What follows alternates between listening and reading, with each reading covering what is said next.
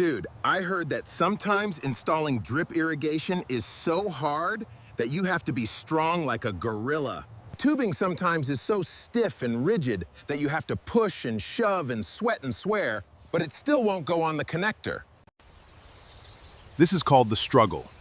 It looks like it should be so easy, but sometimes it is so hard. This isn't drip irrigation. This is drip irritation. Sure, I'm a gorilla.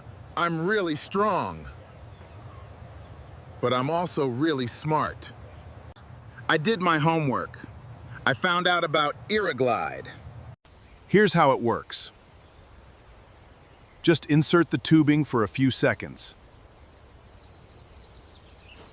And the tubing slides on so easy, creating a strong and secure fit. You don't need to be as strong as a gorilla to install drip.